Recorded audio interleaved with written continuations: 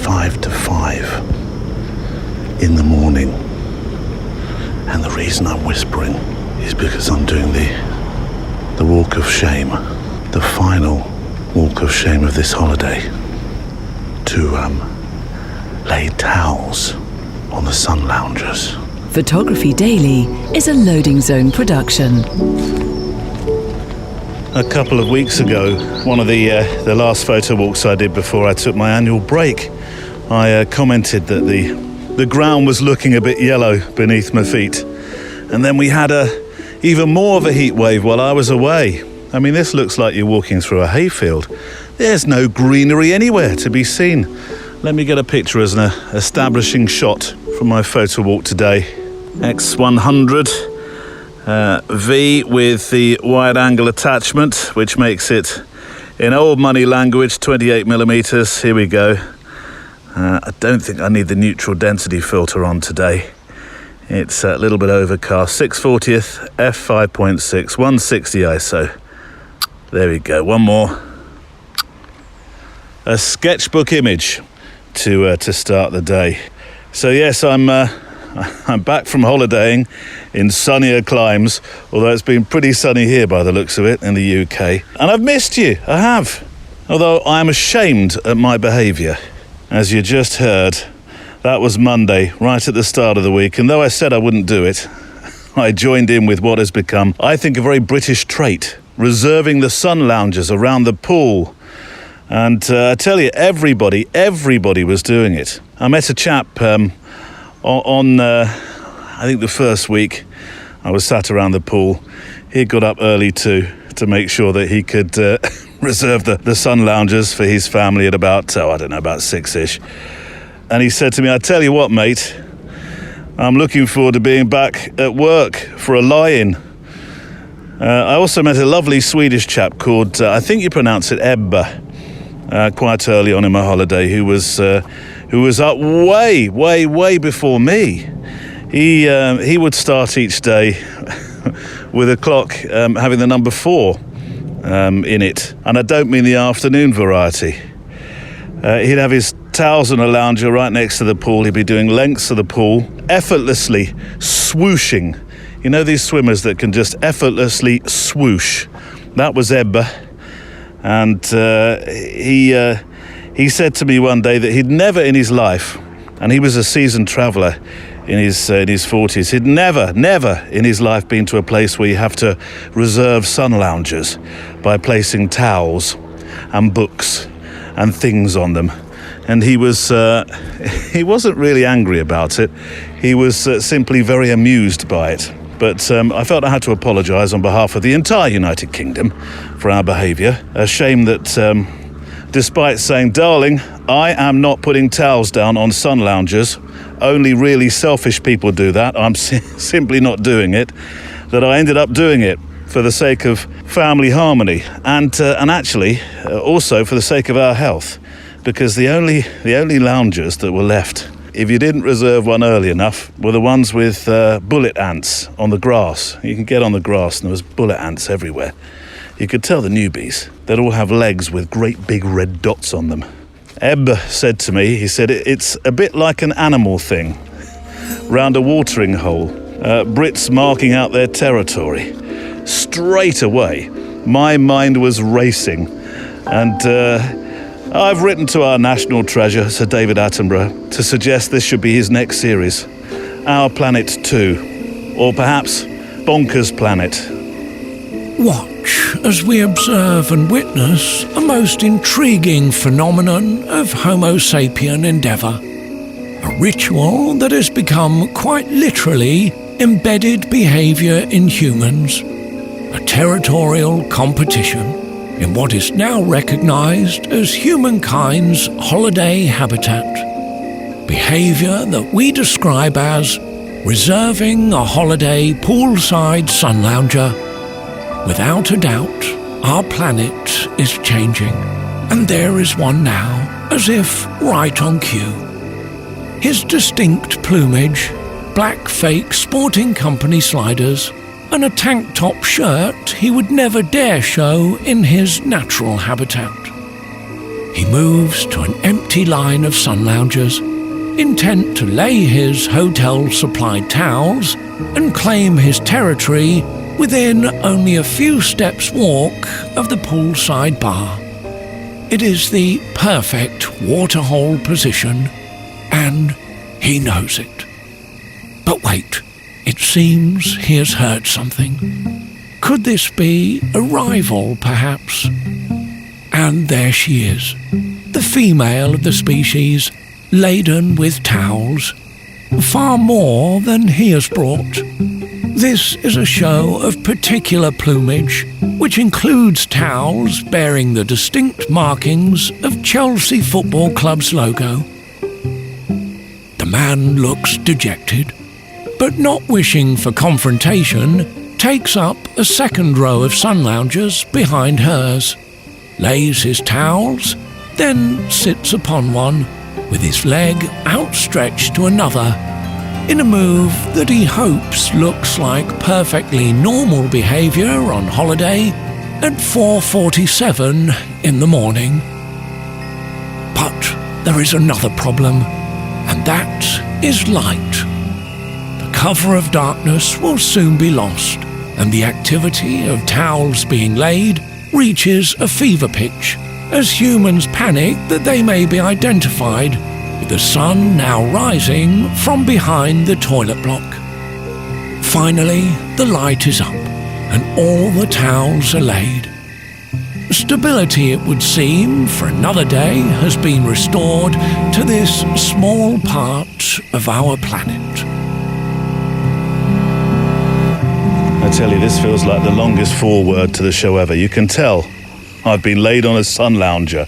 Thank you to my friend Guy Harris, the voice artist, for your wonderful Attenborough. If you don't know who Sir David Attenborough, national treasure for his life devoted to this planet, is, well, never mind our planet, one of his biggest shows, you're probably from another planet. Anyway, I am, and will remain so, ashamed of my behaviour. Feel free to send me knowing looks over email, whatever a knowing look over email will look like, of course, though every cloud, I now know how to make sure I never get the worst position in a church in the choir stall before a wedding to photograph it. From this moment on, I'm turning up with towel in hand to lay one on the seats at the front of the church before anybody gets there, 6 o'clock in the morning. The foreword. So yes, 2 weeks have passed since the last show. We've been away on our annual summer break, and we need to pick up where we left off, don't we? With part 2 of my walking conversation with my special guest, the incredible photojournalist and former special features photographer for Reuters, Kieran Doherty. We walked that day when I recorded for around about, it was easily 2.5 hours, perhaps a little more. And so there was definitely a second part left. I saw a lot of words both on social and in some letters about Kieran following part 1. Words like caring and empathy, kind, beautiful, sensitive. And it's that word, sensitive, that sets us up for this concluding part today, really, as we talk about a photo story in particular that he's been making about his mother and father. But you know, Kieran, as we got lost in the latter half of our photo walk, we end up talking about other features in his photographic life, like his incredible photo projects and features. And it becomes very clear to me as we talk that some of his strongest stories aren't necessarily when he's being paid.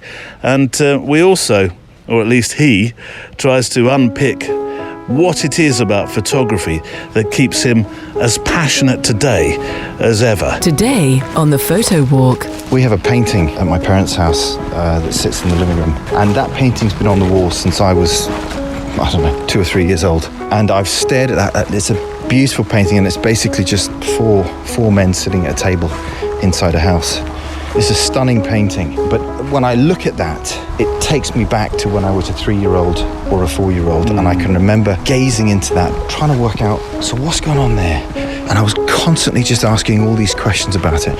And I was sitting in the living room yesterday with my dad. I was looking at the picture again, and I was just asking all this, similar questions. And because I'm a bit older, I go, well, actually, I think this is probably happening in there now, because I'm not a child anymore looking at it. I'm a sort of educated adult, and I can make an educated guess as to what's going on in this image. And for me, that's what photographs do. I think they allow you to look at them time and time again and just get something different. Stories of life told by photographers, and today those stories come from the photojournalist Kieran Doherty. Back to complete the photo walk we started prior to the 2-week summer break, and of course you too, from the letters you send in. It's a unique, special kind of photography podcast, made I think by the thoughts that you have, the pictures that you share on the show page, and the words, of course, from our special inspirational guests. Whatever you photograph with, be it a large plate camera with bellows and wonderful wooden heritage tripod, or a small pocketable mirrorless wonder, or even a smartphone, the early flip kind that wowed you by the fact, this one takes a picture. Hey, look at this, Bob. Whatever next? This isn't a show that'll make you feel a little lost if you don't know the history of art or still can't work out the inverse square law of light. It's about how we feel when we make pictures, what it does for us, what it does for others. And in the, say this figure together now, 6.6 billion people on this planet can make a picture with something. There's a lot of us about to walk with on our photo walk today. So we're walking for part 2 with Kieran Doherty, yes, though I do have some thoughts and letters in the mailbag, which this week is about legacy, filmmaking even. We meet a new photographer who's found making pictures has quite literally been his lifeline. And we're looking into a tunnel, being brave to see what's on the other side. Shall we walk then? Checklist out. Coffee, Garibaldi's. Oh, it's good to be eating those again. Check. Boots on and laced. Check. Walking trousers or shorts. I'm wearing the shorts. I'm showing off this tan for at least a couple of weeks. Check. Sunblock for those who are still in their heat waves. Check. Spare batteries. Check. Memory cards or spare film. Check. Earbuds in. Check. Lens caps off. Let's walk. I do love being in other countries, and for me there's a sound to another country that I find just fascinating, and I did make some recordings into my iPhone while I was out there, just of the sound of the place. It wouldn't necessarily always be like a cicada or the waves, or sometimes it's hard to describe, but certainly when we stopped for some lunch one day, when we all went out in our hire car, that's a story in itself. Maybe I'll tell that on a more in weeks to come. It was an interesting experience. When we stopped, I just recorded the sounds of what was going on around us from the cafe where we were sat. I love that sort of stuff. And perhaps I'll put it with some of the pictures that I made while we were out and walking. My little Fujifilm X100V, of course, accompanied me from mpb.com, no less. And it's got another passport stamp, so it has. If it could have a camera passport, it will be beginning to amass a few. And it should have another as you're listening to this show, because it's one of my main storytellers for a wedding adventure this weekend in wonderful Norway. And there's some really important show news next week. All good stuff, and I'm very excited for the future of what we do together on these walks with your letters and our guests and patrons. You get to learn all about what's coming up on tomorrow's More. I'm going to mention this a handful of times. But I'm also delighted to say, since I just mentioned them, that our very special friends at mpb.com, they're staying with us a little longer as we head into autumn and winter time in the Northern Hemisphere, of course.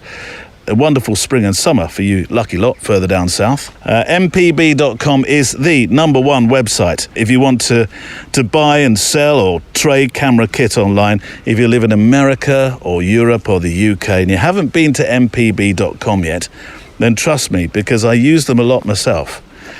you can really call on this team of dedicated photography people, because they are.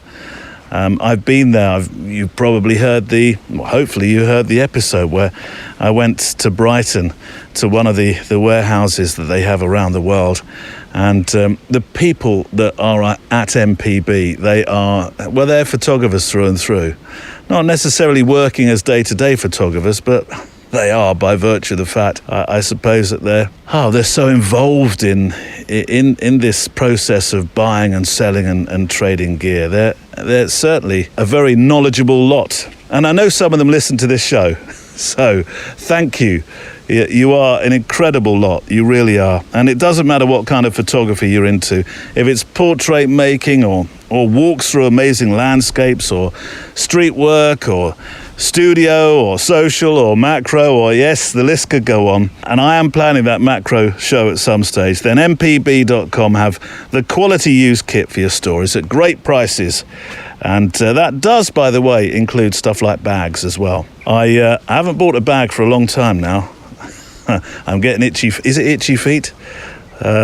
Itchy shoulder. I need another bag in my life. Oh, Neil. So, I want to feature a few of your letters alongside Kieran today, and we'll start with Christine Bird, following Kieran's first appearance a couple of weeks back. Hi, Neil. Such a wonderful episode with Kieran Doherty. He sounds as gently spoken as his delicate touches in creating the images of his father in the Corona Diary pictures. So pleased you were able to talk to him and share the enchanting conversation with us. I'm, of course, really looking forward to the second part. Well, Christine, you don't have to wait for too much longer now. It's coming up. And here's a letter from another Kieran, spelt differently. Ciaran. I'm sure you pronounce that Kieran, don't you? Yes. But this is Kieran McMahon. And this is a note that I've been waiting to read for a little while now. It seems very appropriate, particularly this week with a conversation that's about to come with Kieran Doherty in a moment. I made a film. Now this has to be, is it almost a decade ago? I'm sure we talked about this recently. It was called I Am 80, and I made the film for my window cleaner, Ian. And he'd said that his mother was approaching her 80th birthday, and he really wanted to have some portrait pictures taken. And I said, yeah, I'd love to do that, but Ian, let me take a video camera, or essentially take my camera and record film or video of your mum, and let me record a little bit of a life story. And we sat her down with her canary singing in the background. Was it a budgie? Budgie, canary budgie. And on her lap, she placed a couple of photo albums, and she just talked about the history of the family and relayed her own story as well. It was fantastic. It really was. It was such a privilege, such an honour to be doing this for Ian, and to be talking to June. It was that day that I really started to use the word legacy a lot more when I mentioned photography and portraits and making pictures of our family, because it seemed to, well, not seemed, it was, to me, that was what legacy photography and filmmaking is about preserving these fantastic thoughts, these wonderful anecdotes that our family, and in particular our elders, have. And so this story from Kieran, thank you so much for writing in, Kieran, reminds me very much of that film that I made all those years ago. Hi Neil, says Kieran. I heard you asking if anybody would like to share their pictures, and I thought, hey, why not? I know you love a good landscape, and to be honest, I've been focusing more on portraiture, as it's an area I want to improve. I like portraits too, Kieran. It's not just landscapes. I know that on the photo walks, we tend to talk about the landscape that's in front of us, although that can be urban. It doesn't have to be trees and fields like I'm looking at the moment. It can be a landscape, can be anything, can't it, really? It can be an urban landscape just as easily. So the first of these images I've sent in are of my wife and my newborn child. Congratulations, all of you. Yes, he says, a lockdown baby. But the image captures a mother's love, and the next image is just a straightforward one of some small feet, which I think is a nice memory. It is. And those are the sort of details that are really precious. I know that in our family we have a picture like that, small feet and small hands, and from time to time, I'm sure that the boys look at them and think, oh, how small was I? The third image, now that, says Kieran, is of my grandmother, who I visit every Saturday, although that was scuppered slightly during lockdown here in Northern Ireland. I decided to work on a project focusing on my grandmother and asked her what home meant to her. She's 86 now, fairly set in her ways. Anyway, I set out to capture legacy images around her home, and she also put in writing what home meant to her, and I asked her to record it. If you'd like to have a look and hear the audio, I've recently uploaded it to YouTube, and it can be seen at the following link, of which I will put on the show notes today, and they'll be on the website show page. That's what I meant. And it's very pertinent, as I say, this week, particularly since it is a legacy piece. I tell you what, this is making me wish that I'd made more recordings and pictures of my grands, plural, and granddad. Sadly, just the one. I was actually working in radio, Kieran, and I know with my learned skills that I was developing, I could have done that. It would have been such a wonderful gift. It really would have been for the whole family. And personally too, I would so loved to just have had a recording that I could switch on. I want to listen to Gran today. Gran, tell me all about the shop, the sweet shop in Enfield. I'm digressing. Thank you for sending that in. I'm hoping that, or those in, because the stills that you sent in as well, I'm hoping that a few people may well follow the link that's in your app today to go to the show page, so that you can see that work and see that film that Kieran made. And I don't know, maybe it will inspire you to think about doing your own.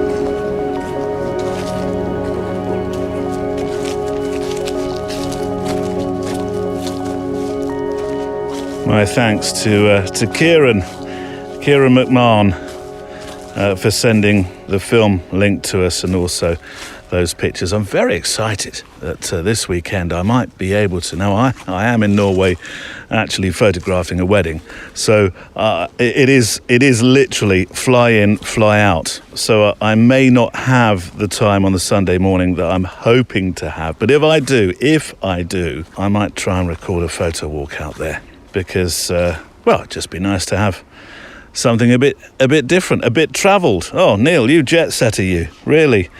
To my guest then for this week, the second part of my conversation, out on a photo walk with photojournalist and our other Kieran Doherty this time, walking in the countryside, which ran next to military exercise ground in Farnborough, famous aviation town in South England. It seems that Kieran really captured your heart in places, and I believe he will this week as well. Let's take, though, just a few moments to listen back to some short excerpts of his thoughts from a couple of weeks ago. So I had to send an email back saying, look, I can't do it. You need a specialist who's got the kit, who can come in and do this. And they were really taken aback by the honesty. And they ended up saying, look, thanks for your honesty, because I think they were just expecting me to go, yeah, I'll do it. And I would have gone in, and the worst thing you could do is go into that situation and produce a mediocre set of images.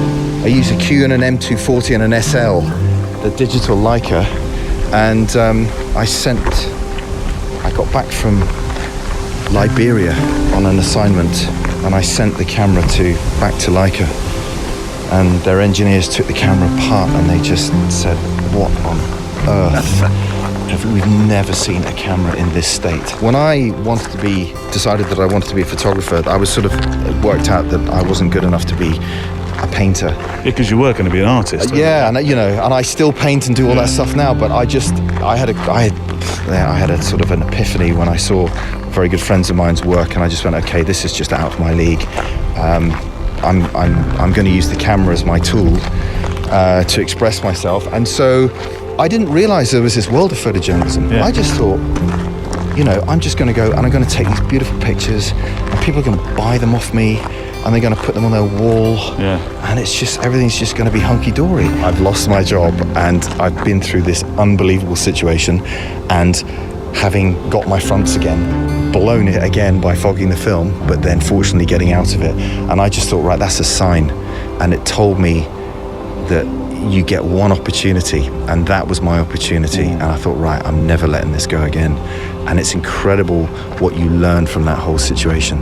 You just think, I never, ever, ever want to be in a situation like that again, on something as critical to your career. You know, no one had died or anything like that, but you know, as a moment in your career, you just go, right, okay. And if I hadn't experienced that so early on, it was such a shock to the system that I may have gone off on a slightly different tangent, or I may not have been disciplined enough, or who knows. But I feel only good came out of that for me. Kieran Doherty from a couple of weeks back.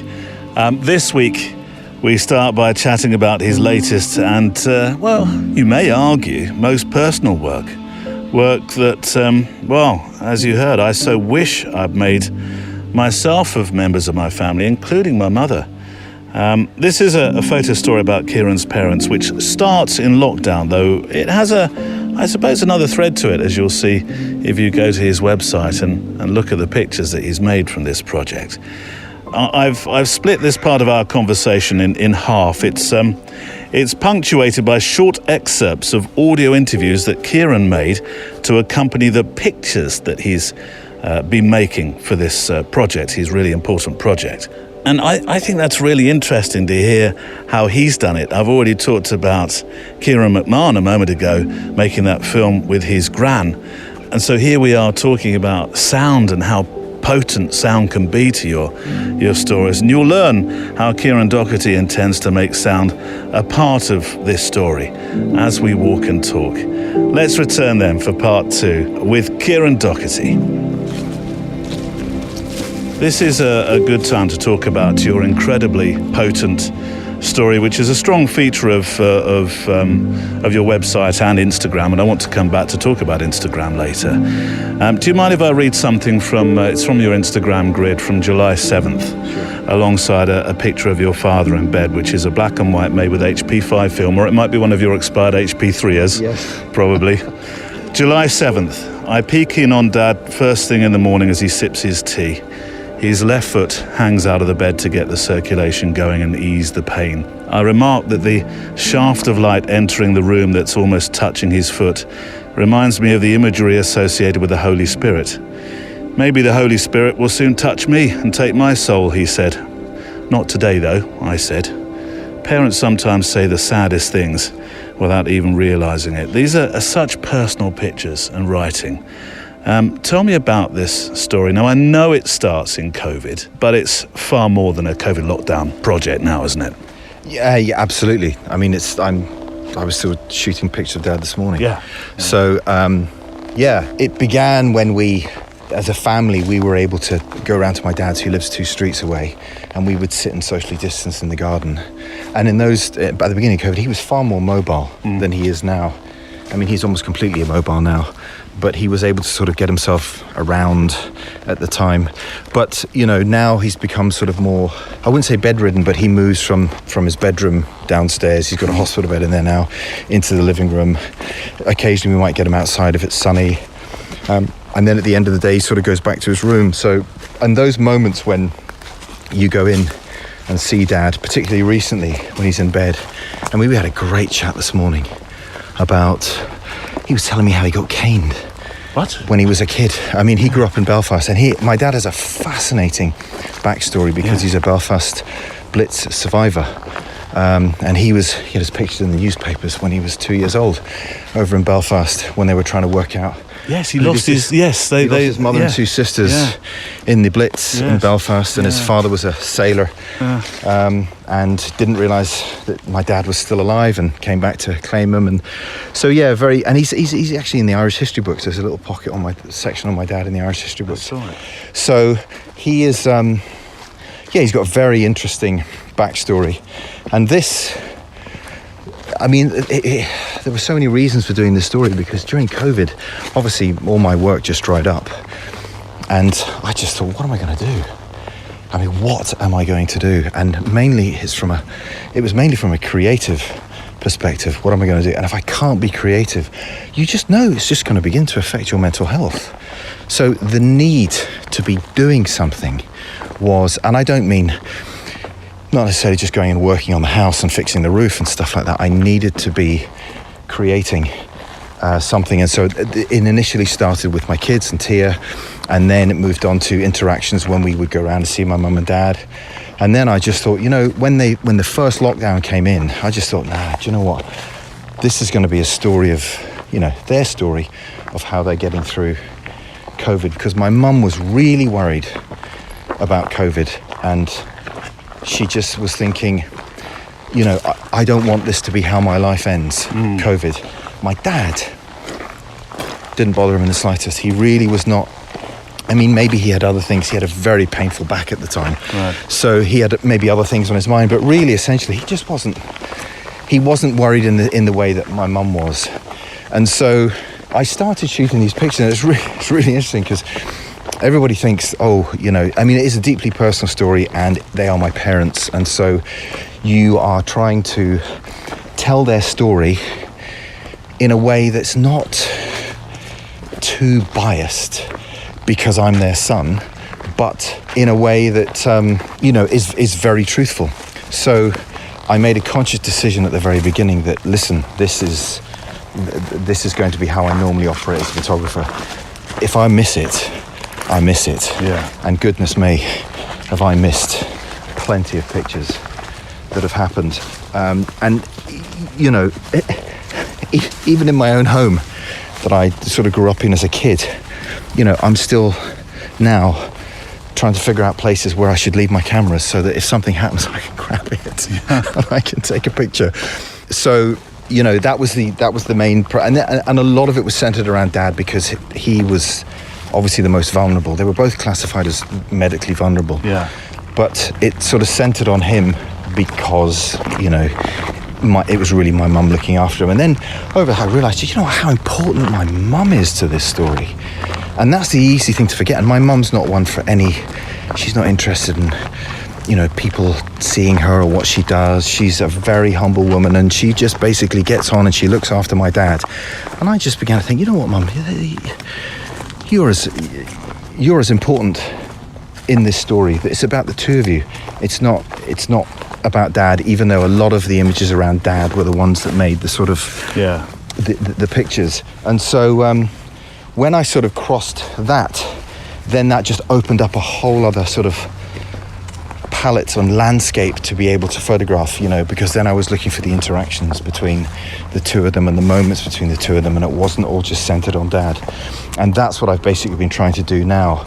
And it's effectively, all it was going to be was a diary for the family, so that generations of our family could see what their great-great-great-grandparents went through during COVID, because I didn't think no matter what happens to us in the time that we leave the earth, nothing will be quite the same as 2020, because 2020, I just thought, is such a pivotal year.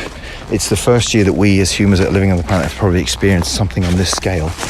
And no matter if it happens again, we'll go, but we've experienced it already. And that's why I just thought 2020 was so that's why I did it. And it was basically going to be a private journal, nothing more than that.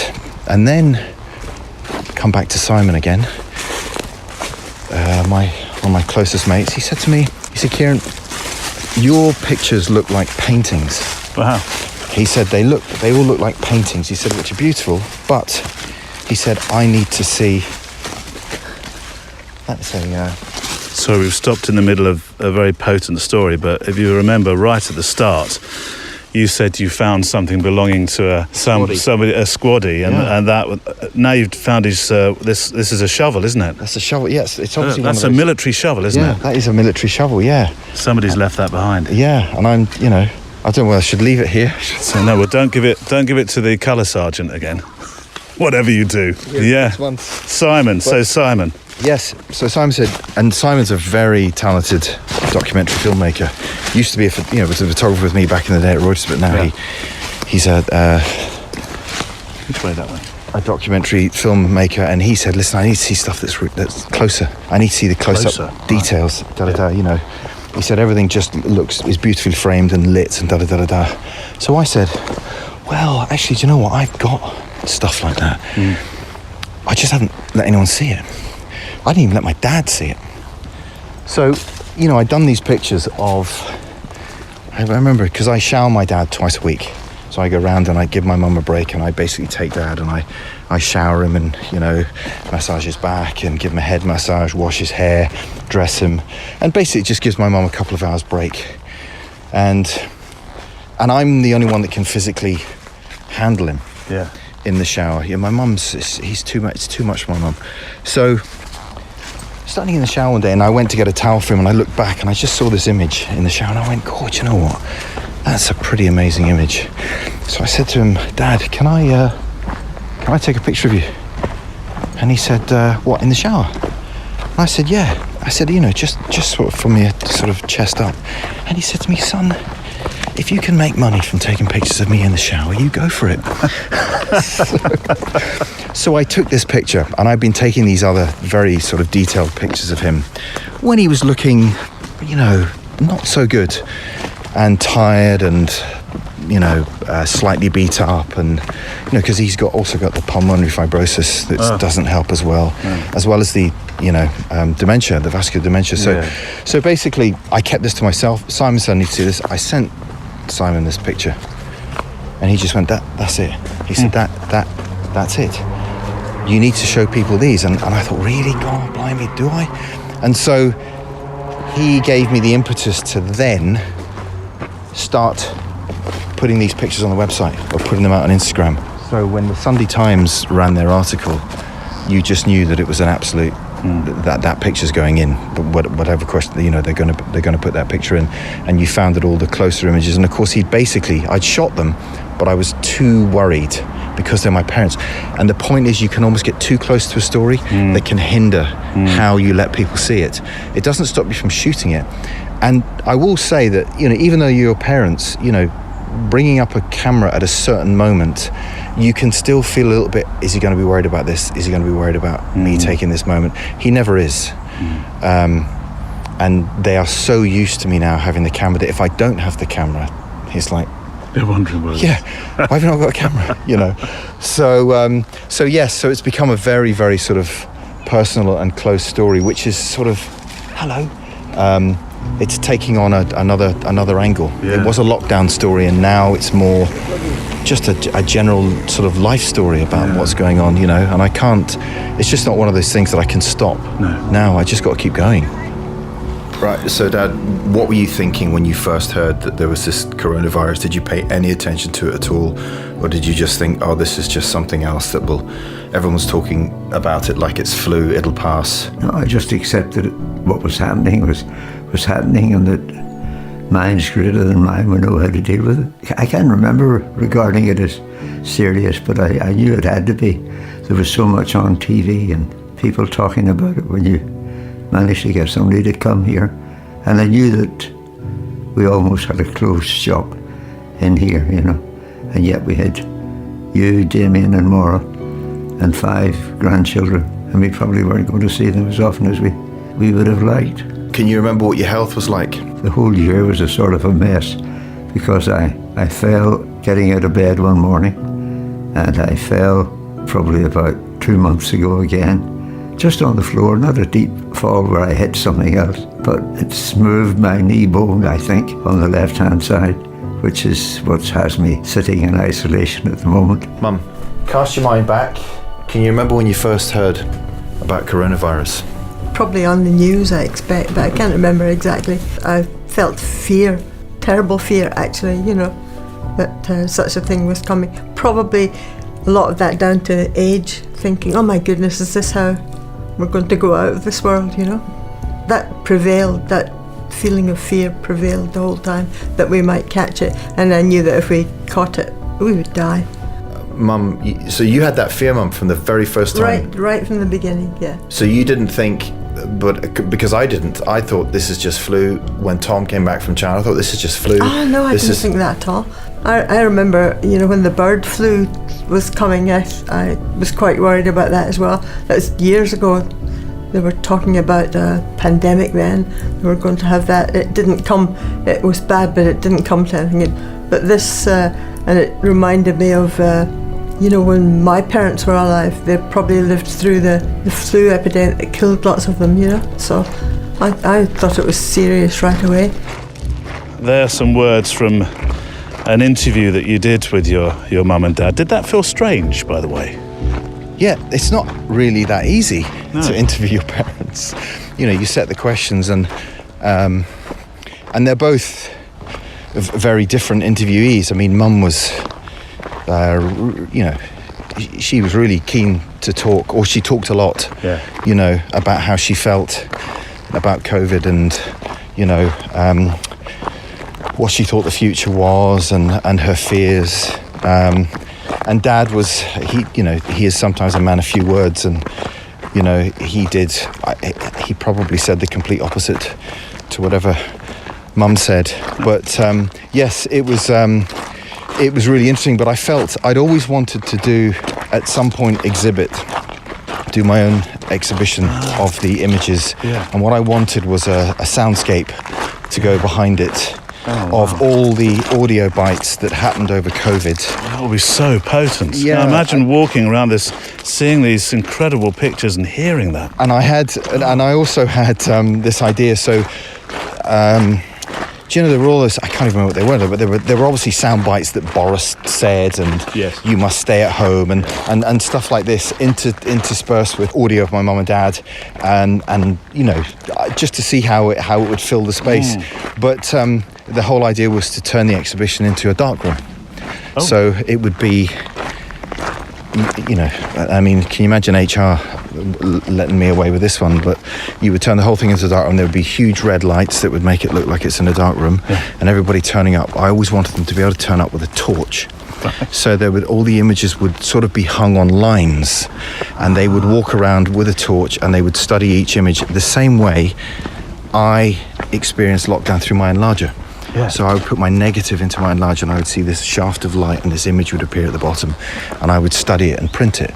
And I went, okay, that's how I want people to experience these pictures. So, you know what it's like when you go to exhibitions, you look at one picture and then all of a sudden you catch the next picture. Yeah. So you sort of lose that picture and you move on to this and then you move on to that.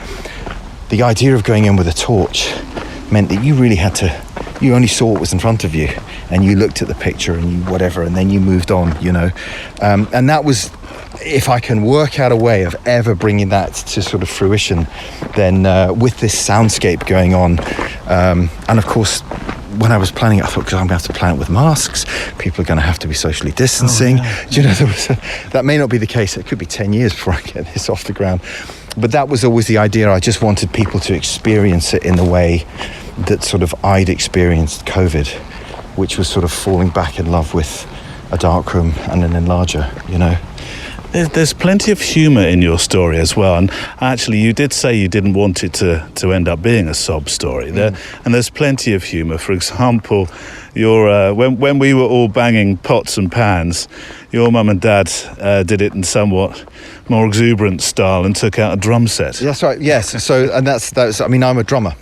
So right? Yes, Mum was very keen. She said, "Oh, the people down over there," and I said, "We're out there, we're clapping," and then they were hitting a bell, and there was somebody out there doing dustbin lid, and she said, "Yeah, I really want to make a noise." I was like, "Well, okay, if you really want to make a noise, And my mum loved that clap. Yeah, she loved going out. It was, what was it, Thursday? Was it Thursday? It was Thursday. At 7 o'clock, something like that. Yeah. And they went out, and it just lasted maybe 20 or 30 seconds, and that was a time when I remember shooting it the first couple of times. I got it completely wrong, and I'd used the wrong film, and I'd overdev'd it, and everything was soft, and there was too much movement in it. And I just remember the light was quite dark at the time, and I thought, that there is moments when you sort of, you think this will be really good, and then when you see it in, the actual negative, you go, I really haven't done that sort of justice, And I always look at those pictures thinking, I never really did them justice, Really? But I think the one that's in there, is okay, Yeah. There is this isn't necessarily part of the story, but there is a picture in there of Dad meeting Don McCullin. In fact, it's in the Instagram feed. Sorry, I'm getting my feeds wrong here, but it's in your Instagram. I do want to come back and talk about your relationship with social media, but of Dad meeting Don McCullin, isn't there? Very sort of absolutely. Proud moment for a photographer, I would have thought. Of course, so great story behind that. I spent a lot of my childhood in Belfast in the late 60s, early 70s. And during the height of the Troubles. Absolutely. Yeah. And so Dad was an Irish Catholic working for the British government at the time. So it was a very tricky situation to be in as a family. So during the height of the Troubles, I think he kept this copy of the Sunday Times from 72. And it was what was happening at the Bogside, and he kept it. And I don't know, 20 years later, I think I'd seen it. So I'd seen it. I realised we there was this copy knocking around, and maybe 10 years ago I sort of decided, right, I'll have that, and I sort of kept that and whatever. And I just ended up one day just sort of, in the same way you were talking earlier about, going to meet Don McCullin, I was the same. I thought, God, can I really just ring him up and ask him, and da-da-da. So then I just sent an email to Tom Stoddart, and I said to Tom, look, Tom, what are the chances, this is my dad has saved this from 1972, where we grew up. Don shot all the pictures. I mean, it's an absolute treasure. Is there any way that, that I could send it to Don to get him to sign it? And Tom said, well, I can do better than that, Kieran. Why don't you come down to the Imperi Award? I'll tell Don all about it, bring your dad up, blah, blah, blah, and we can get Don to sign this for your dad. And that's exactly... And sadly, Tom couldn't make the Empire. It was 2019, but it was Don McCullin's birthday that night. And so he knew all about it. And I remember somebody saying to me at there, said, you're getting quick because everybody wants a piece of Don, all the time. And he doesn't sign stuff a lot. So I said, okay, and in we went. Aidan Sullivan very kindly, who was the former picture editor of the Sunday Times, very kindly introduced us, and off we went. And then, so the first thing Don did was he signed the cover, and then he was chatting away to Dad, and of course I was going through the magazine with him, looking at these pictures that I've looked at as a kid. And of course my favourite news picture of all time is the one of the woman standing in the doorway screaming as the British soldiers run past them. Oh, yeah. I was mesmerised by that picture as a kid, and I just think, okay, let's maybe see if I've got time to talk to Don. And of course, we went through all these images, and then he started telling me what was happening outside of the image. So he was telling me, as I was taking this was happening, and as I was taking that, this guy was shouting at me, this guy was giving me abuse. He said, as I took this picture, this guy tried to hit me with an iron bar. What? And all this sort of stuff. And I thought, wow. I mean, just, for a photographer to be sitting there having, another photographer like Don McCullin telling you what was happening that you couldn't see in the image was just fantastic. And he said that the only problem was he had to go back to London. And the editor at the time had promised to send him back out, and he didn't. And that was Sunday Bloody Sunday, the weekend that he missed. And he sort of, he'd been shooting all this amazing stuff, but wasn't there for that, It's almost like because he was as annoyed about not being with the Royal Navy to go to the Falklands, wasn't he? Yes, yeah, absolutely, And, but yeah, I mean, it was just, a great night, and it was great. And he's looking remarkable for a man of his age. He really does, So yes, and I actually I did bump into him at Tom's memorial as well. But yes, so I now have that, and I've always intended at some point I'm it's sitting in my office at the moment, but it's going to get framed with about half a dozen other things that I've been meaning to get framed for so long. Coming back just to the story of your mum and dad. And the very personal nature of the... I think we've got lost again, haven't we? Here's the road. I think we're here. Are we? Way. Yeah. If you'd have watched us the last 15, 20 minutes, we've been walking around in total I've circle. never seen that before, that space. That's all new to me. I seem to be introducing you to a lot of new Wow, stuff. Very much. Yeah, this is your patch. And I don't know any of it. Coming back to the personal nature of this story with your mum and dad reminds me of several photographers' work who've made pictures. Ed Cashy, last week's guest, or a couple of weeks ago guest, he was talking about probably 2 years ago the exact same sort of thing to me with his sandwich generation story. It is a great privilege, isn't it, that we have as photographers to be able to make this history. Yeah, absolutely. And I think it's, I would say it's incumbent on me to actually do this. Yeah. Because it's not, I feel as if I don't really have any choice in the matter. It's just, it's the reason why you pick up a camera. And I can't think of any other story at the moment that is more important than this one that I'm shooting. And and I'm not looking at that from any sort of publication perspective. I'm always looking at it. That's my barometer, is always something. Turn it into, if I just produce one book, that's all it would need, is just to have that book and be able to keep it as a family historical document. Because these are, I hate that word unprecedented, and it's the one that everybody uses all the time. But these are incredible times that we've been living through. And yes, I'm very lucky that I still have my parents. And so you are obligated to make the most of every moment that you have with them, And, I'm not taking pictures of Dad 24/7, it's just little snippets here and there, because the interactions we had this morning, sitting there, you're not going to get the conversation about what happened to him when he was at school, to his geography teacher when he asked him about Oxbow Lakes, if you're sitting there ready to take a picture of him with with your camera. So it's a balance. You've just got to find this balance and sort of stick there and keep that balance, and don't have one outweigh the other. But and the end result is always what's important, and yes, like I say, something for the family. That's really what it's all about.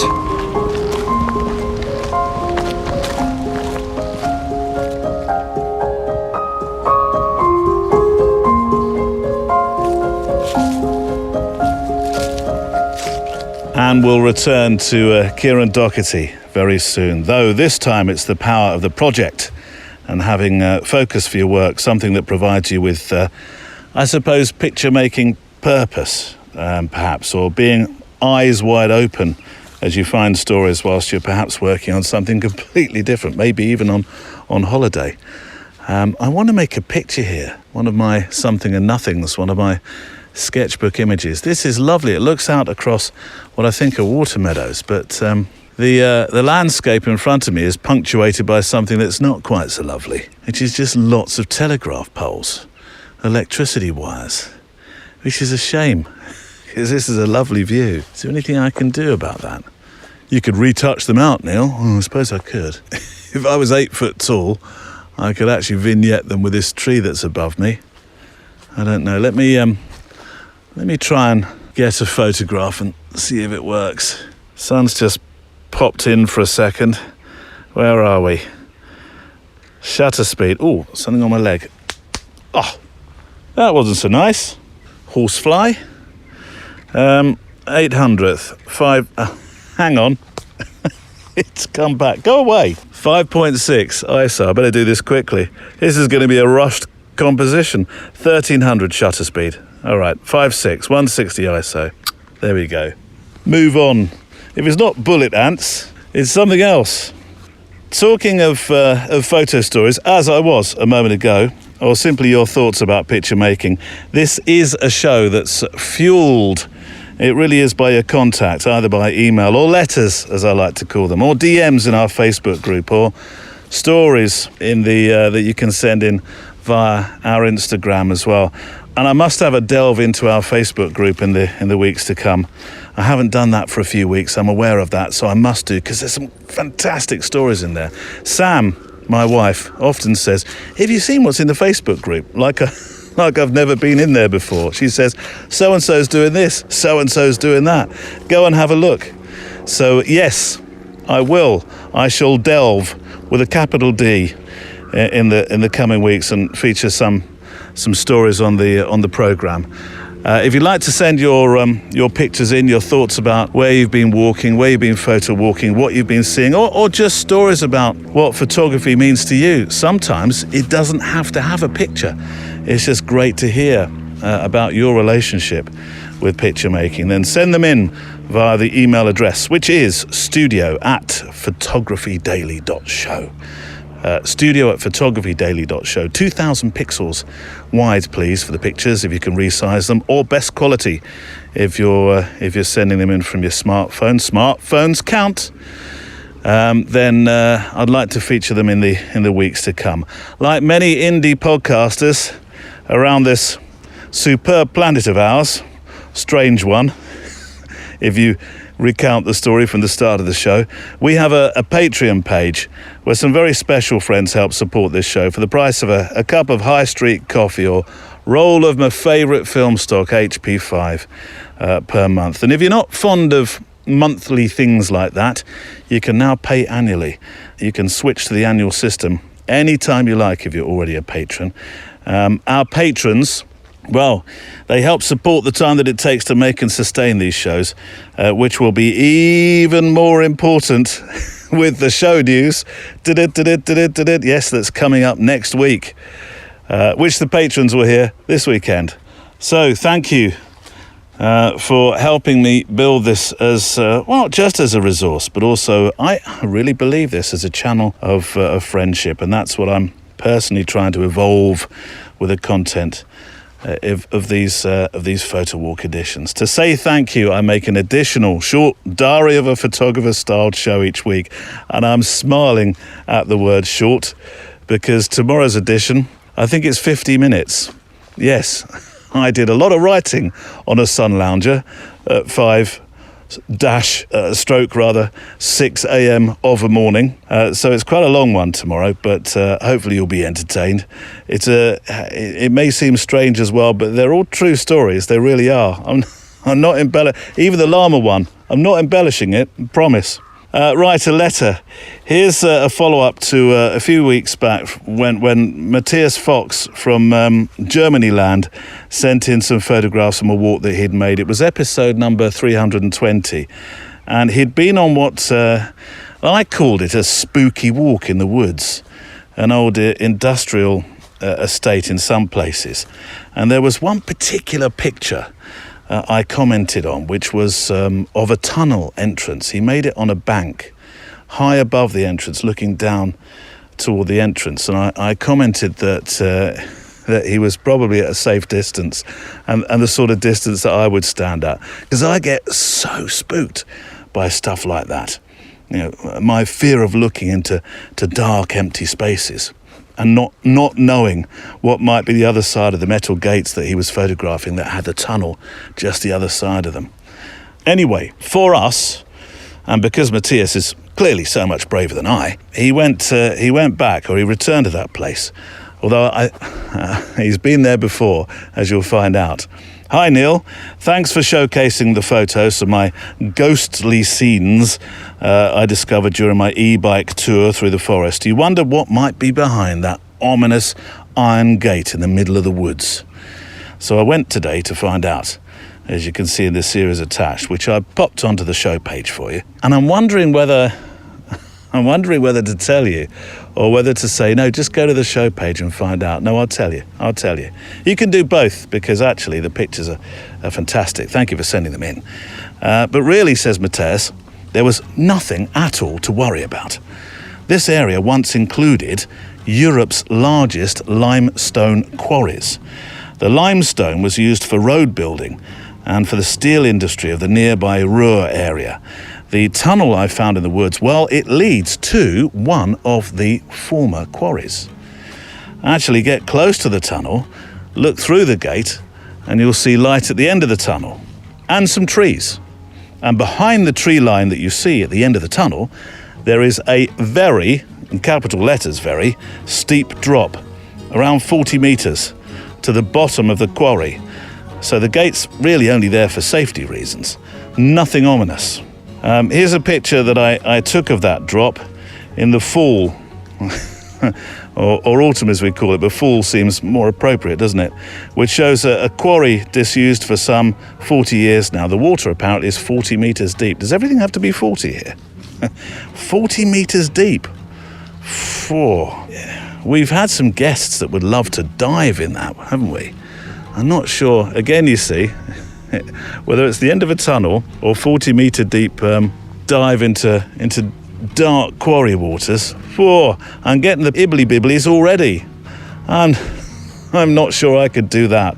But I am inspired to get closer to some of the gated things that I find in the woods. Matthias, I'm clearly going to have to get over or stop watching the psychological thriller stuff that I love watching late of an evening. I'm going to prescribe myself a month of Disney to get over this. But thank you for revisiting that tunnel, looking through the gates and being our eyes. If you'd like to send your pictures in, like Matthias then, please do to studio@photographydaily.show. Let's return now to Kieran Doherty, my special photo walking guest. Which reminds me, sorry, Kieran, I'm going to digress for a second. It's only a couple of weeks, the start of September, until we're walking on the Photowalk retreat, the next one. 6 of us in Inverness, walking and talking, spending time in a darkroom actually, which I'm really looking forward to. And we've got a talk, haven't we? Yes, we've got a talk, which I'll see if I can play a little bit of that back to you as well. It's all about the balancing harmony of photographing the sea. So I'm looking forward to that. And we'll be cooking together, doing some photo assignments together. For those that aren't able to join us in person, just as we did with the Isle of Wight Photowalk retreat earlier this year, there'll be a special Photowalk show on the Friday at the end of the week. So pack your walking boots. You are coming with us, in spirit if you like. And that week, note to self, try to remember to do this, Neil, I plan to let you know of some single-day meetups that I am thinking about doing in the winter months ahead. So I'm sorry if you live in another country, but as always, we'll take you with us by recording some of the moments shared with those that are able to walk along with us. Lots of stuff to come, including, though, I now know it will be 2024. We really are looking at the Photowalk expedition to West Africa. West Africa, Neil? Really? Yes. It's something I've had on my mind for quite a while. I have a very dear friend who lives in the Gambia, and now other dear friends as well, since visiting that country. Jason Florio lives out there with his wonderful wife, Helen. So, yes, a Photowalk expedition is on the cards. On the books, on the cards. What's the expression? Anyway, Kieran, apologies. I did digress. I got a little bit too excited about features to come. Now, I had a note from Kieran just after the first part, which we played out a few weeks back, where he was a tad worried he may have sounded very out of breath just at the start. Well, let me tell you, it's my fault entirely. We set off at what I can only describe as a yomp. And instead of starting the talking part of the walk at the summit of a high hill, high that is above Farnborough, looking down onto the runways of this famous aviation landmark, now instead of doing that, I thrust the microphone immediately in front of his mouth as we made the ascent. But it was I felt it was such a natural chat, I didn't think or really want to stop it. So apologies, Kieran, who looks a lot fitter than I'll say that for the record. But this time, right now with him, I want to talk about the project. We're not yomping up a hill for this bit. Another of those evergreens we ponder about on these walks, isn't it? The project. And I had, I suppose, quite a lengthy conversation, really, with Kieran in a couple of parts here about making photographic projects. Let's talk about your your prolific project making that you do. I mean, you've shot so much stuff, so many stories across the years. There's not loads and loads of galleries in your portfolio on your website, but what you do have is a very good example of somebody who's absolutely fascinated by the world around you. We've got Gobi coal truckers, Salisbury solstice. We've talked about Wootton Bassett, of course. These are projects on your website. How many of them are ones that you make because you're commissioned, and how many are ones that you're hoping will be commissioned? So I think those galleries that are on the website, I have a lot of galleries, but I'm very conscious of how people view websites, and I'm obviously a big less is more person. Yeah. So I whittle it down so that, you know, and then I might take all those galleries off and put 3 or 4 different galleries on, you know, maybe in 18 months or something like that. So you curate it? Sort of, but, you know, I'm very also aware of having the same sort of stuff put back on, and I'm always trying to look for sort of something new. So, yes, it is sort of slightly curated, but how much of that is commissioned? So none of those galleries were commissioned work. They were, unless you remind me of one and I suddenly go, oh yes, that is a commission. I don't think it is, but I think it's all non-commissioned, and they've all happened just either by chance or, you know, for example, the Gobi truckers, that place that we went to in the Gobi Desert on the Chinese border with Mongolia, it's almost physically impossible to get there as a human. Right. It does look a bit desolate. It's the most remote place on the planet. I think if you stand there and you work out where the nearest civilization is, I think you're the furthest away from anything. So, but the only reason we had that gig was because we were working on a mining story it must have been about 75 miles further back, and it was a corporate story, and it wasn't really my shoot. It was someone else's shoot, and I was basically I was helping. I had nothing else to do in 2010. So you fancy a couple of trips, you know? And I went, yeah, let's go and do this. Mongolia, always wanted to go, never been. Went to Mongolia, and then as soon as I got there, I realised, do you know what? There's a couple of really great stories going on here, and there was Mongolian wrestlers that I was shooting in these tiny little wrestling sort of halls that they were in with this incredible light, looked like something out of, you know, Rocky. And then when we went down to this mine, we just heard about these Han Chinese who drive these Gobi trucks full of Mongolian coal over the border into China for the steel industry. And I said, hang on a sec, so what? There's like this train of trucks and they just queue at the border. They said, yeah, this is, you know, it's apocalyptic, you know. And I said, oh, we've got to go there. But they wouldn't let us off the mine because of security.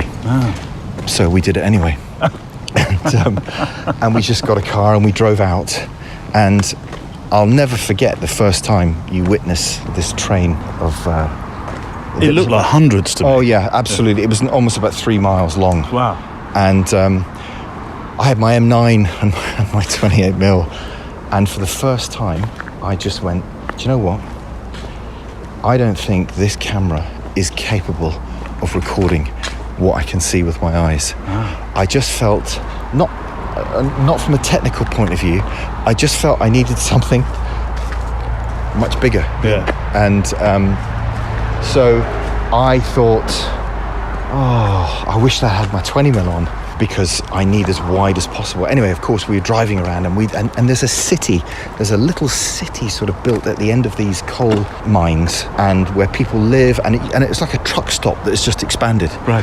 And all these trucks coming in. I'm not kidding. We were standing there, and you could not see anything because of the sand, the desert sand.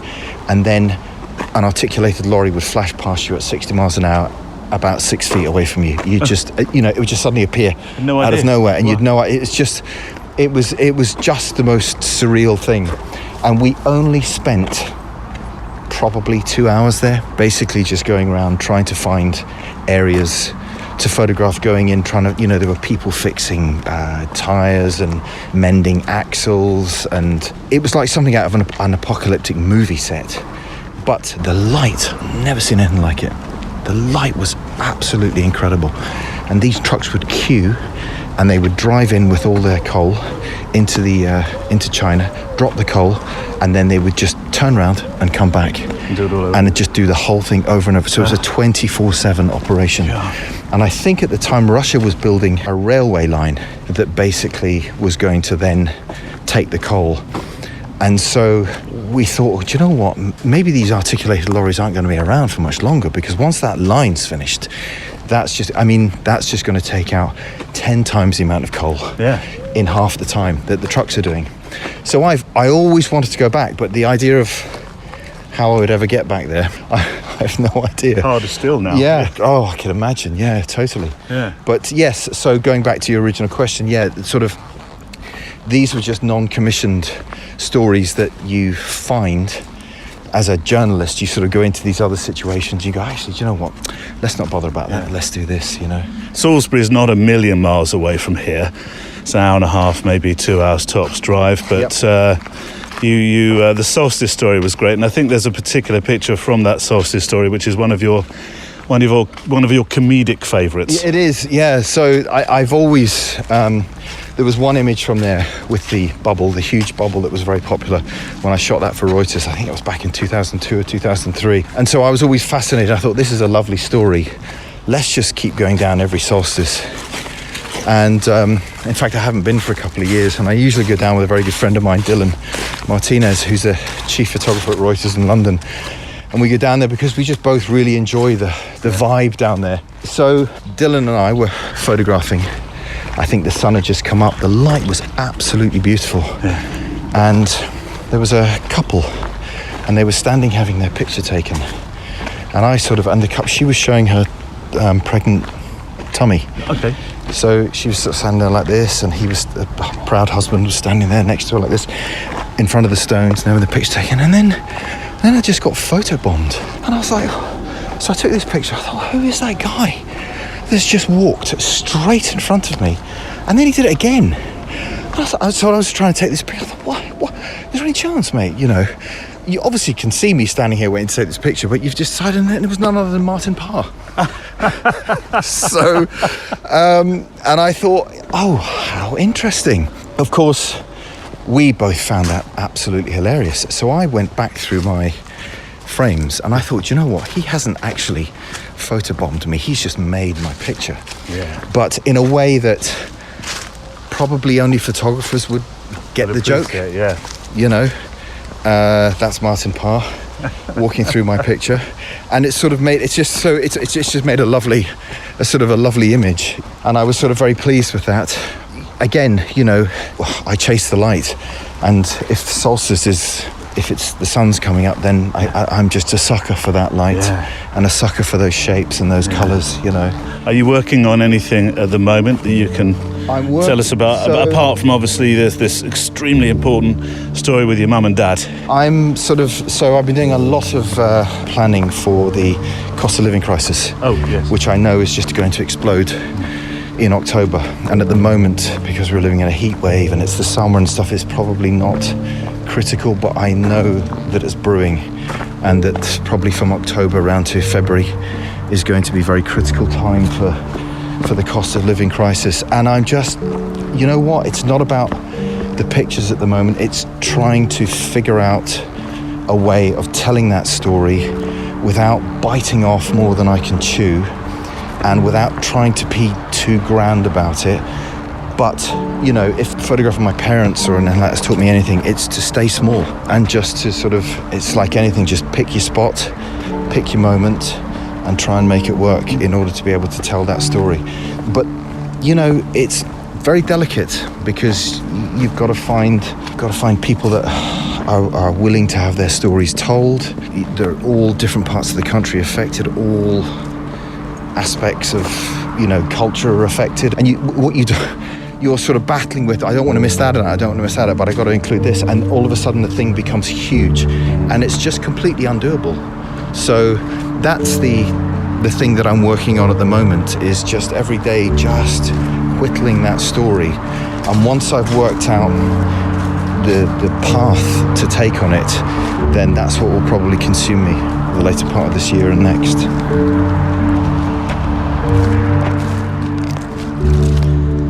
I want to talk about a particular story of yours, the traditional fishermen of, is it Kerala? Kerala, yes. Oh, Kerala. Kerala, yep. The story about the fishing folk in India who are still plying their trade from traditional age-old styles of boat and fleet.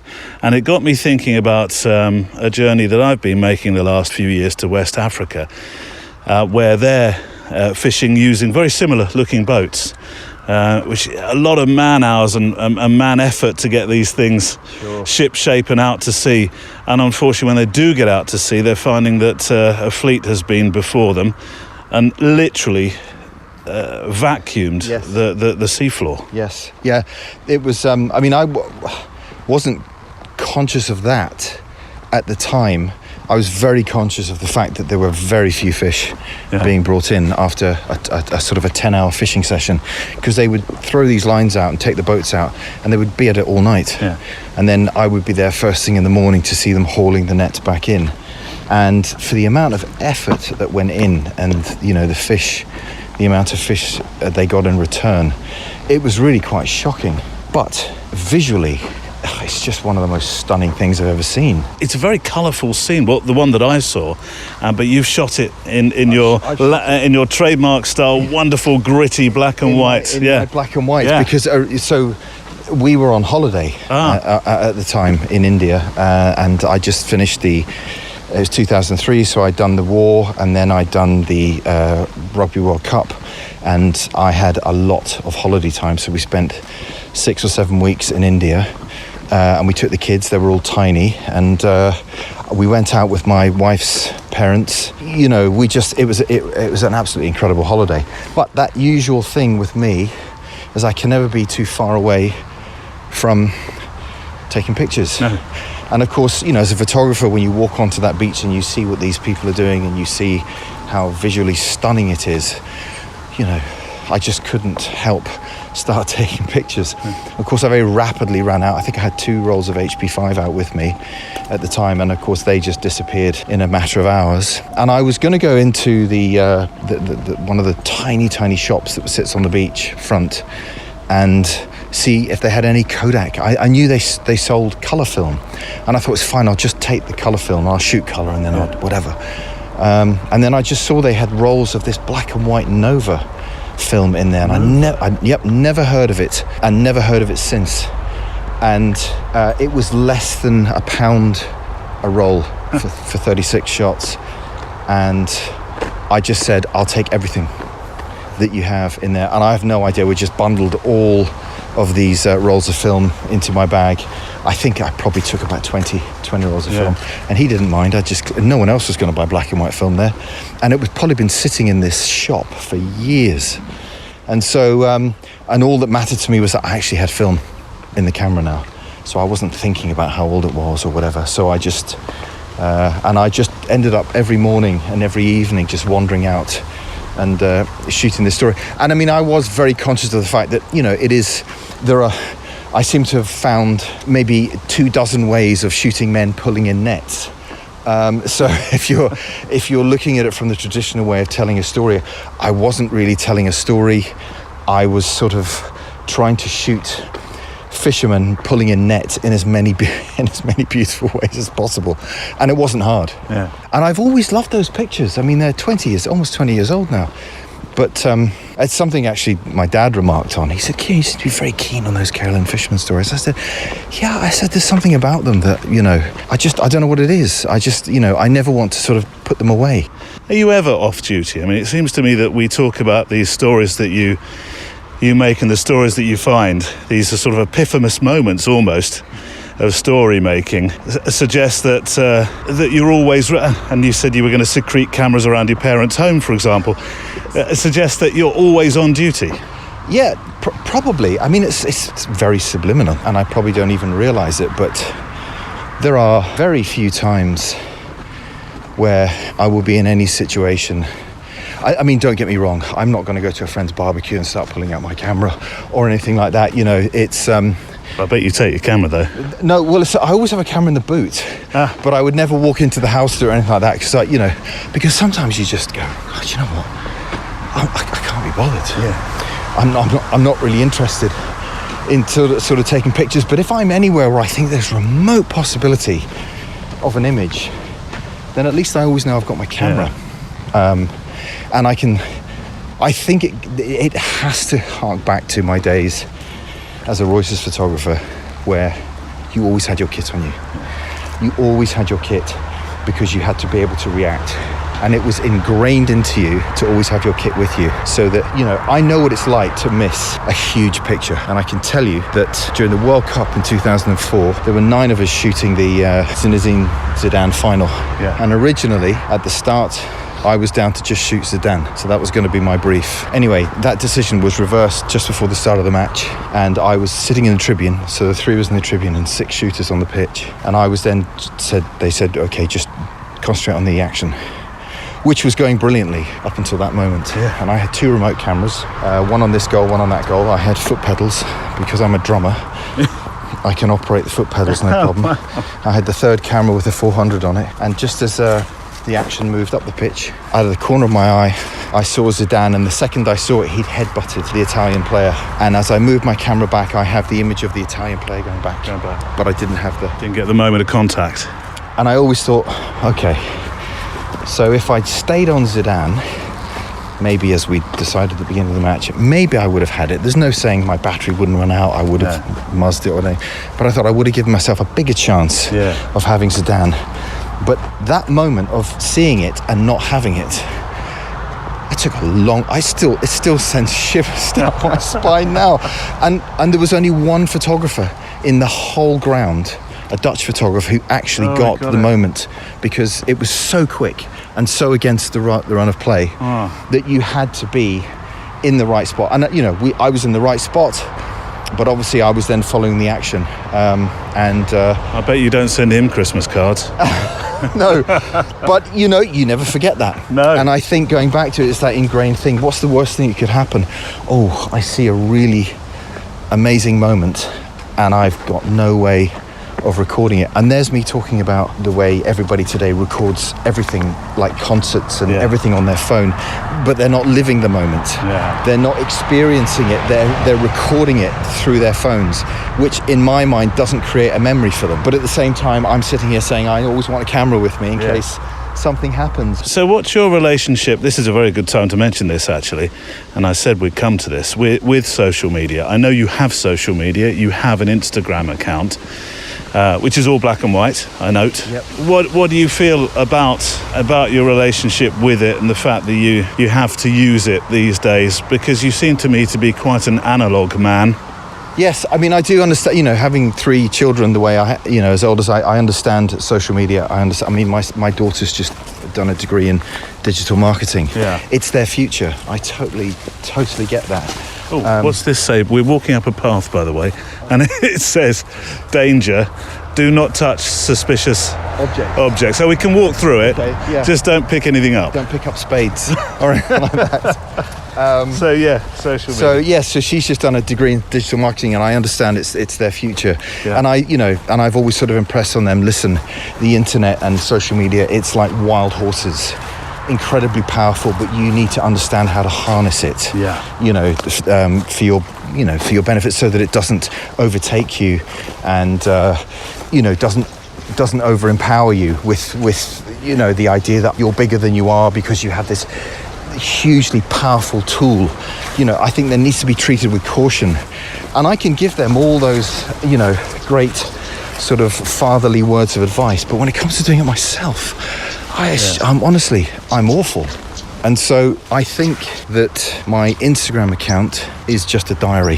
Which has a huge following, by the way. Yeah, well, yes. I mean, compared to others, it's probably quite small. But I'm not one.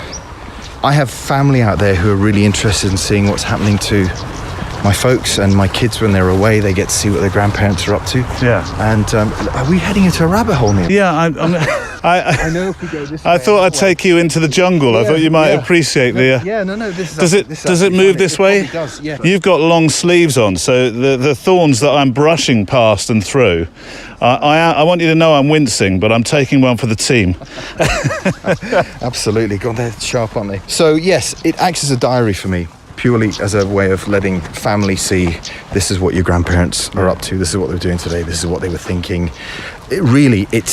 It's no more than that for me. I do enjoy looking at Instagram. I don't, as you can see, I probably don't follow that many people because I don't spend any time on there actually looking at what other people are doing. I had a Twitter account, and as I was telling you, my friend Jocko told me I had a Twitter account. I didn't realise that I had. And so basically, I have that purely as a means of seeing what's going on in the world. Yeah.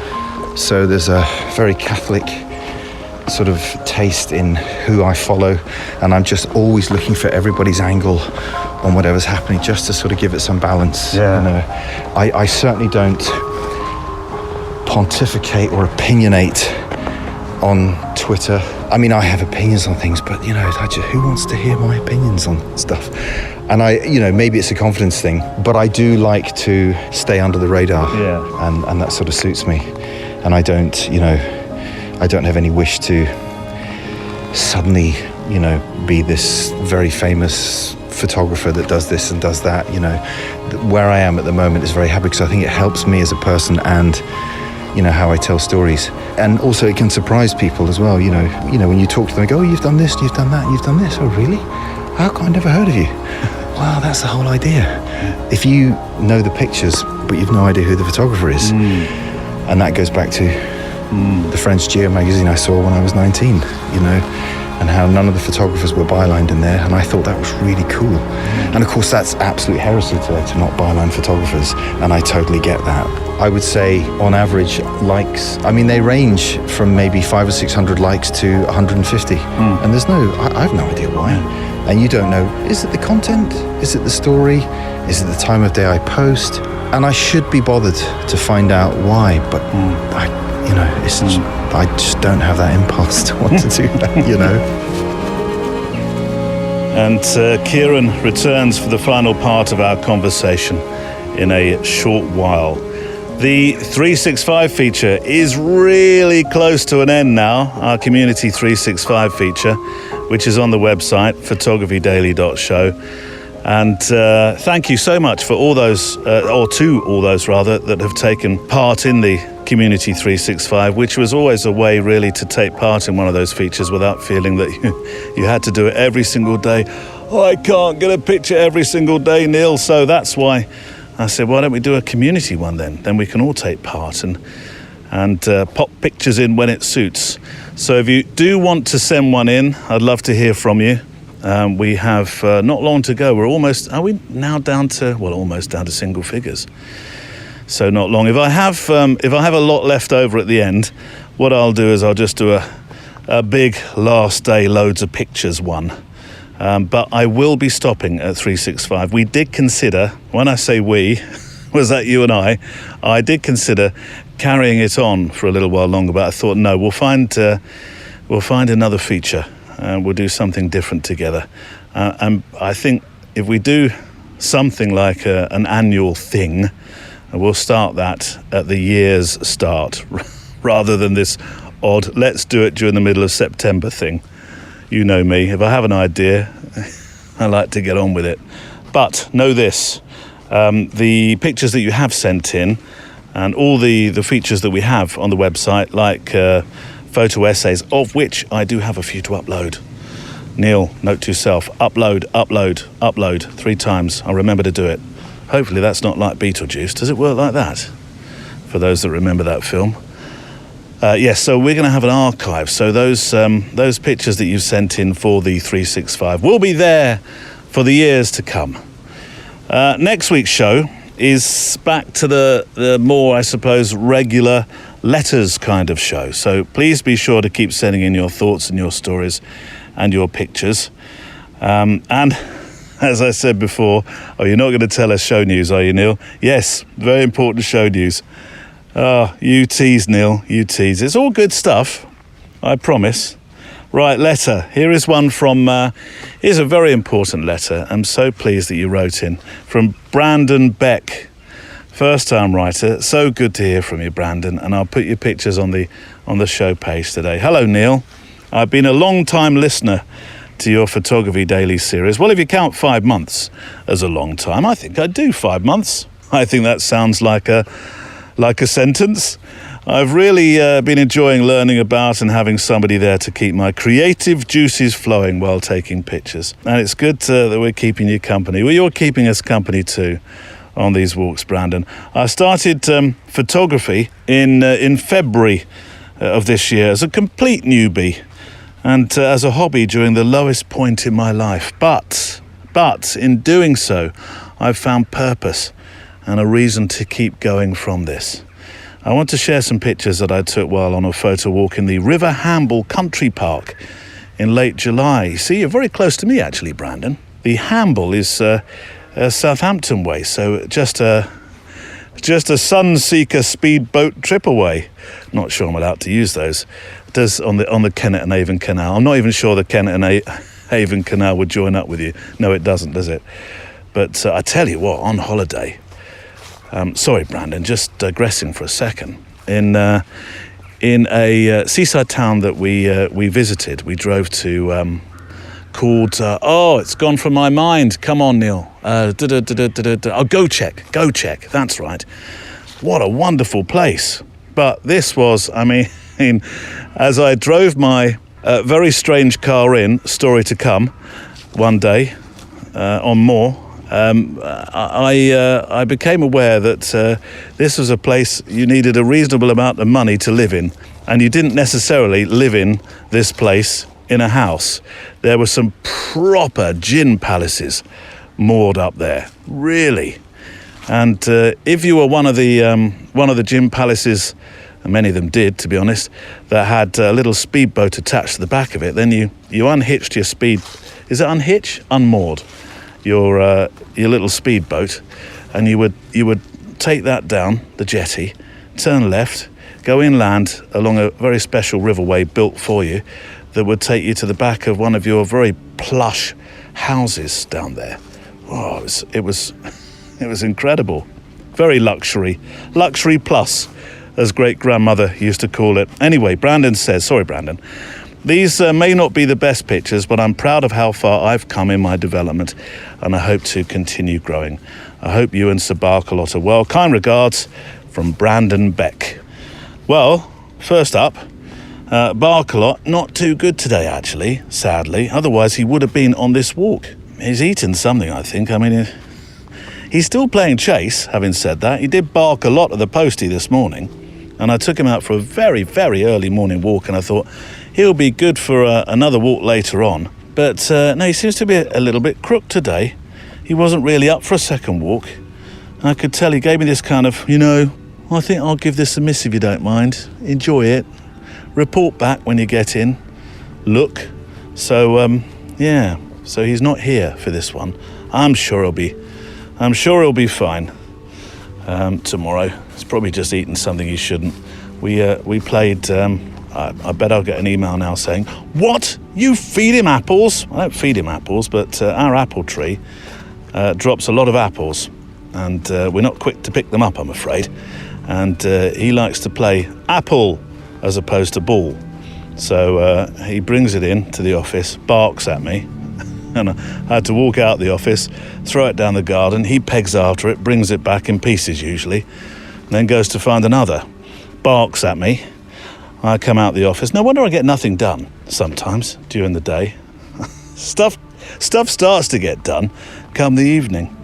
Anyway, but your pictures, that's what I really want to talk about, Brandon. The pictures are on the show page today, and I do have a couple of things to say about them because I thought they were fantastic. Leading lines is something that you truly get. I can see that from the branch on the ground, that particular picture, the first of the set of 4. That takes my eye from top right through the picture diagonally down to the left and out to the 4 actually. My favourite is definitely where you've walked around the path from your wide angle picture that you made of the Hamble estuary to make a picture of the launch, the boat, the launch. Back on boats now, aren't we? From behind, looking through some trees. You've perfectly vignetted the launch through the openings of the branches. very three-dimensional picture, so it gets top marks for that. It shows a great level, if you don't mind me, I hope I don't sound like I'm patronising you, but it shows a great level of, I'd say, maturity in your composition. I know I certainly wasn't thinking along those lines 5 to 6 months into my photography career, which I'm going to use in inverted commas, because it doesn't have to be a career, does it? It can be a fascinating pastime. But great maturity in your composition. So you can see Brandon's pictures on the show page today. And as much as I'm sorry to hear that you've been having a tough personal time, I am made up that photography is proving to be the solace that your soul needs.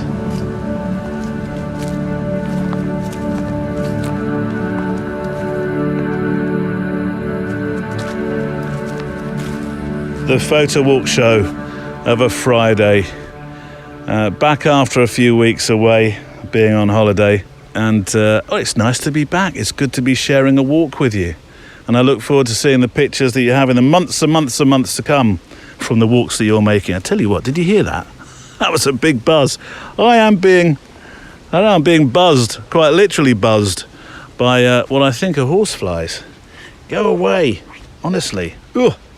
So, to my final part of today's conversation with the photojournalist Kieran Doherty, and I want to say what a sincere pleasure it's been to have him as one of my special walking guests, and I hope that he may agree to go walking and wandering again, although I promise I won't make you yomp up a hill as the introduction to your show next time. And I think his mother and father story that we featured at the start of today's show, I think in particular that will probably have updates that I'd love to talk to him about in a future episode.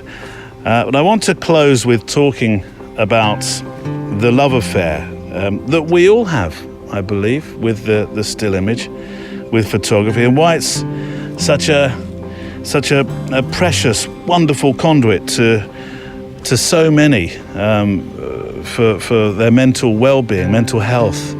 And I used the word a little while ago, didn't I, and solace. I've been a professional photographer for almost 2 decades now, and it's funny to think that when I started, I really did think I'd only be visiting for a short while, that I might go back into broadcasting. But now the two have combined, I would also describe photography as this incredible privilege. And I'll tell you this much, and believe me, it's a real dream of mine. If I did do this show as my full-time mortgage-paying career, or maybe the god of Lotto will shine upon me, I would still, STILL, if you'll forgive the photo 1/500th of a second pun, I'd still do something photographically over and above the pictures I make on the walk as a photographer. For Kieran Doherty, photography is, I think, a non-negotiable. That's what I think it is, following having a chat with him. It's part of him. It's a part of his meaning, a part of his past, a part of his present, and for as long as he can see, a part of his future.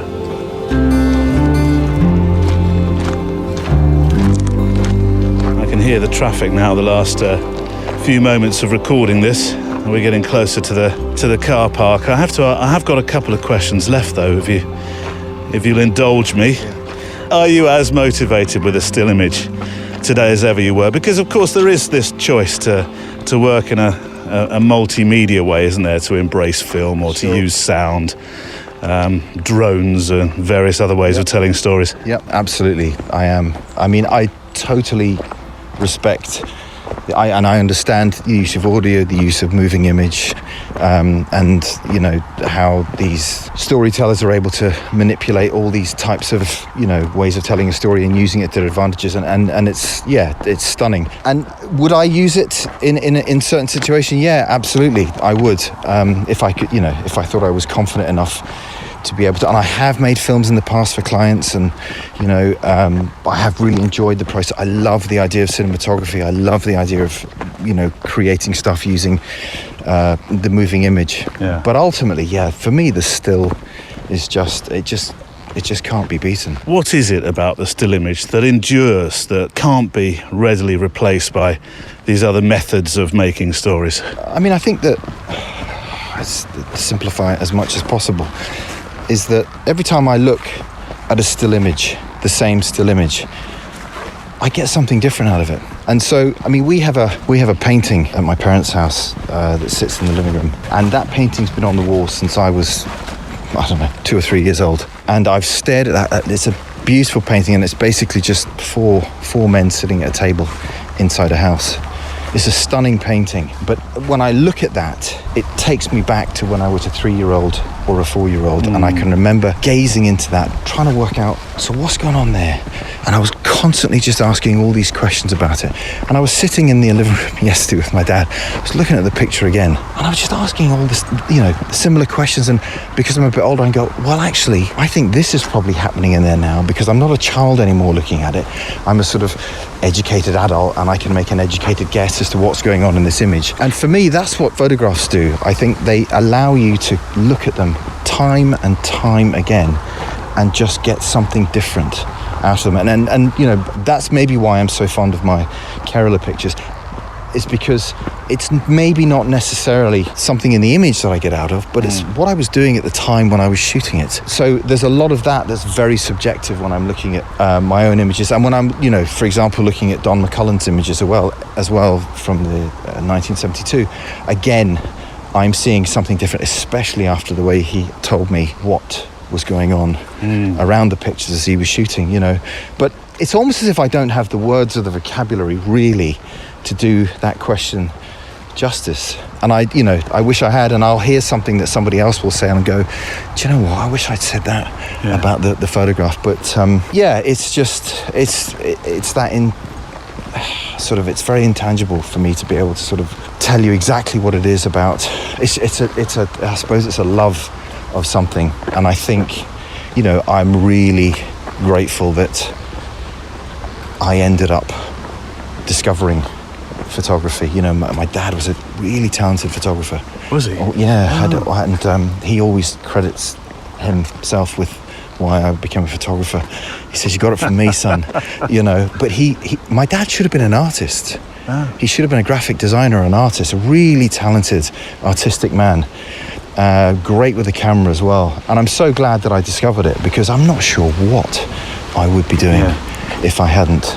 I'm not going to ask you something as banal as what your favourite image you made ever is, but there must be. This is perhaps unfair of me. I should have sent this question on ahead. But there must be a moment, something where you think, oh, I tell you what, Kieran, that was a signature moment of my life in terms of photography. I know that we come back to Tom so many times, and my conversations with Tom, he had a few that he pulled out. Yeah. One of those being from Lockerbie, which is a moment that I remember as a child. Sure. Sorry, yes. Tom. Looking at your images. Yeah. Is there one for you? Well, I would say, I suppose if you go back to the one of my mum and dad, there's one image particularly of my dad where it's his birthday and he's sitting in the dining room, which is now his bedroom. Yeah. And he's got his little birthday cake in there, and my 3 kids are singing him happy birthday from outside the window. That's the way lockdown was for him. And he was sitting, they started to sing happy birthday, and he just started to conduct them. And, I had no idea that moment was going to happen.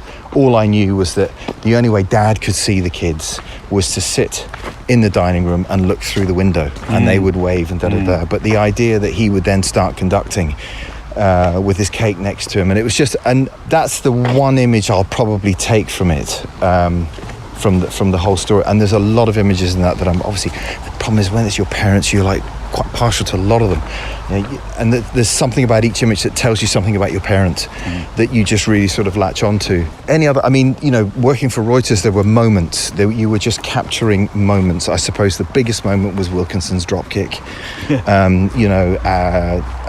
To be able to sort of just be able to say, yep, I didn't blow that one, I managed to get it.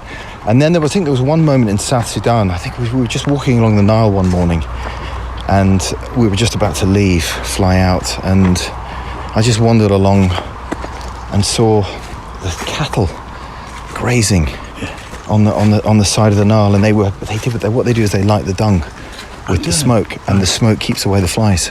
Oh. And so the cattle sit and they rest, and there are all these smokes around there, and basically these little smoke hills. And I remember looking at that, and I just thought, gosh, I've never seen anything so staggeringly beautiful.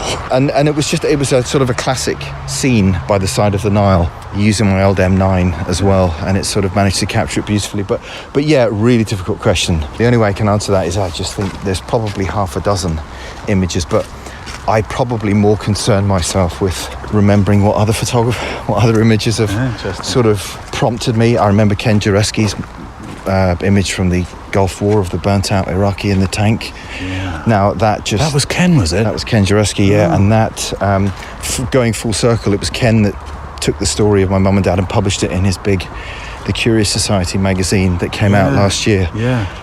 So for me to go full circle with Ken, having picked out his picture from the Observer, and I was just mesmerised by that image. Yeah. I just could not get a handle on what was happening in that story, and I'd never seen anything as visceral as that.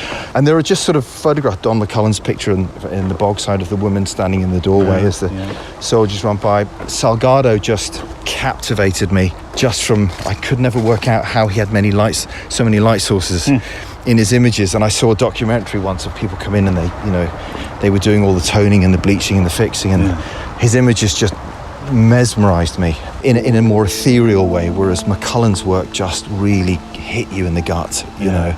And so I probably needed a balance of all of that stuff really to sort of, I don't know, shape and influence me going forward. I remember asking, we've returned to Tom so many times today, for which I make no apologies. No, absolutely. I remember asking him a question which I always thought, what a strange, an odd question that was to ask right at the end of, before I turned off the recorder with Tom, and I asked him, and I think he was rather surprised by it. I said, when do you stop? When have you told the story? When have you made the last frame? And he thought about it for a couple of seconds. I won't tell you what he said, but let me see, since you have such a relationship really with Tom in terms of knowing him and having worked alongside him, I'm going to ask you that. So on any particular story, when do you know when to stop? No, full stop. Full stop, yeah. Taking pictures. I'll never stop. And it was one of the reasons, bizarrely, when I really got involved with it, and I just thought, you know what, there were a couple of reasons. One, I never had to wear a suit, and I thought, this is the gig for me, because I never have to wear a suit. But I always thought, when people used to talk about retiring, I go, yeah, that's fine, you go ahead and retire. I won't be retiring, because I'll be taking pictures till the day I drop. And I can't, that'll never change for me. Unless I become completely infirm and incapable of holding a camera, as long as I'm capable of holding a camera, I will always be taking pictures. I was going to make a choice when I was a lot younger. Do I become a professional musician, or do I become a photographer? And I really, really want to become a professional musician. And I want to be a professional drummer, and I wanted to go and do everything that a professional drummer did. And then I realised, actually, I needed the drums, but I didn't want to wake up every morning and go and sit down and play on the kit. Whereas every morning I woke up, I thought, yeah, I really want to go and take pictures today. Yeah. And that's when I realised the difference between the two. Two huge passions, but one really was the big one, you know.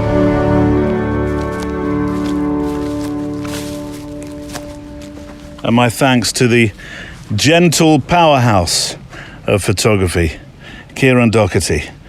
For links to his work, go to today's show page on photographydaily.show, or of course follow the link in the podcast player app that will also take you to the website. I'll tell you what's on more in a moment's time. If you've enjoyed today's show, please, if you can, help spread the word by sharing it on your Facebook or in a walking or photography group, or Insta or Twitter, and so on. Today's play-out song is going to be from Paper Planes, and it's called Radio Up. And whilst that passes by your lug holes, here is this week's postscript, our PS, a thought to take with you as you make your pictures. And this week, well, we've talked so much about legacy picture making, haven't we? And family, and recording the sounds too, to be able to hear our pictures.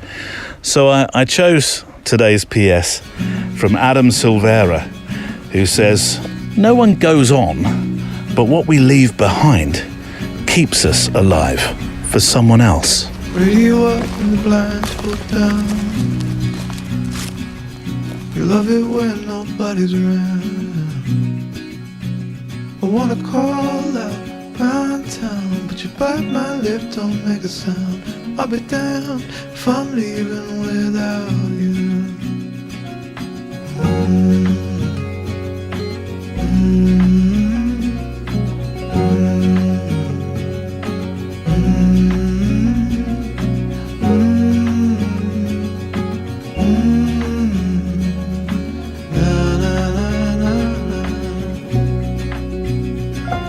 So give me a minute to catch my breath. Take what's yours, I'll take what's left. I'm used to coming up second best. Always fail to pass the test. I'll be damned if I'm leaving without you.